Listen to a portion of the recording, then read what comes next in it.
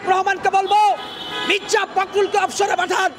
মির্জা ফখরুলের বক্তব্যের মধ্য দিয়ে আজকে আমরা হতাশ। স্যার ওনার সাথে কি হয়েছে স্যার? চাকরিচ্যুত পুলিশ সদস্য সচিবালয়ে গিয়ে সে আমার ডিসি স্যার আঘাত করে, তারা আঘাত করছিল। অলরেডি উনি তো সবসময় অন্যায়ের সাথে তো কথা বলে, অন্যায়ের বিপক্ষে কথা বলে। তারা চাকরিচ্যুত পুলিশ সদস্য সচিবালয়ে গিয়ে আমার ডিসি ছেড়ে দিয়েছে। আলহামদুলিল্লাহ, আল্লাহর কাছে শুকরিয়া আদায় করি। আমি নির্দোষ।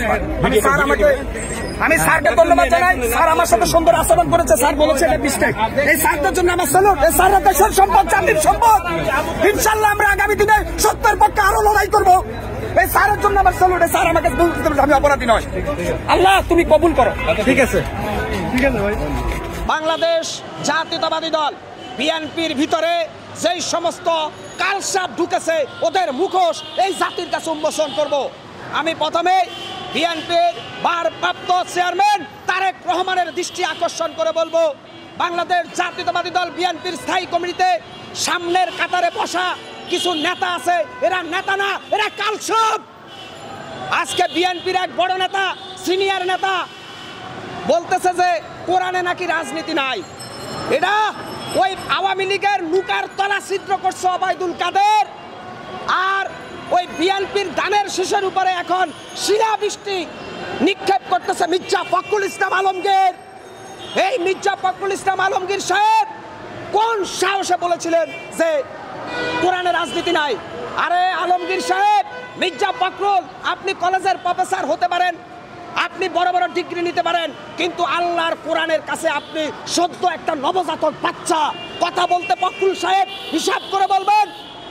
এই দেশের হাজার হাজার আলেম ওলামা আছে, তারা কোরআনের প্রেসক্রিপশন জাতির কাছে তুলে ধরবে। আপনার মতো ফখরুল বলতেছেন যে কোরআনে রাজনীতি নাই। এই কথা বলার সাথে সাথে বিএনপির ভোট কমা শুরু হয়েছে মিয়া। অথচ বিএনপির নেত্রী খালেদা জিয়া সব সময় আলেমদেরকে রেসপেক্ট করতেন, তিনি ইসলামকে সবসময় হাইলাইট করতেন। শহীদ রাষ্ট্রপতি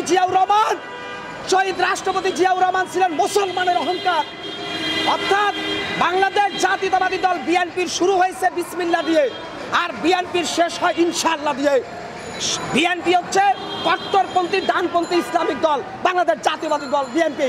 এজন্যই মানুষ বিএনপিকে ভালোবাসে।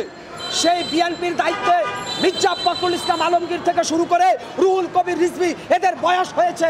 আমি বলেছি এদেরকে অবসরে পাঠান, কারণ ওবায়দুল কাদেরের মতো কাউয়ারা রাজনীতিকে হাসির খোরাক বানাইছিল, আর এখন এটার দায়িত্ব পাইছে মির্জা ফখরুল আর হইল রিজভীর মতো এই ধরনের লোকগুলা। আমি ফখরুল সাহেবকে বলবো, আপনার ইতিহাস আমি জানি, চ্যালেঞ্জ করে বিএনপি নেতাদের সাথে। এই মির্জা ফখরুল বলেছিল যে আমার যখন ছোটবেলায় স্কুল ছুটি হইতো আমি পূজা মণ্ডপে গিয়ে কবিতা আবৃত্তি করতাম। ওই মির্জা ফখরুল, কবিতা আবৃত্তির জন্য তোমার পূজা মণ্ডপে যাওয়া লাগে, তুমি বিএনপির বয়স আছে। অত্যন্ত কষ্ট লাগে যখন শেখ হাসিনার পতনের পরে ধানের শীষের পালে হাওয়া লেগেছিল, যখন মানুষ বিএনপির পক্ষে, যখন মানুষ রাস্তায় নেমেছে, তখন মির্জা ফখরুল ইসলাম আলমগীর বিএনপির ভোট ব্যাংকে ধ্বংস করে দিচ্ছে। আমি তারেক রহমানকে বলবো, মির্জা ফখরুলকে অবসরে পাঠান। মির্জা ফখরুলের বক্তব্যের মধ্য দিয়ে আজকে আমরা হতাশ। আমরা এই দেশের মানুষ, আমরা একটি কথা বলবো,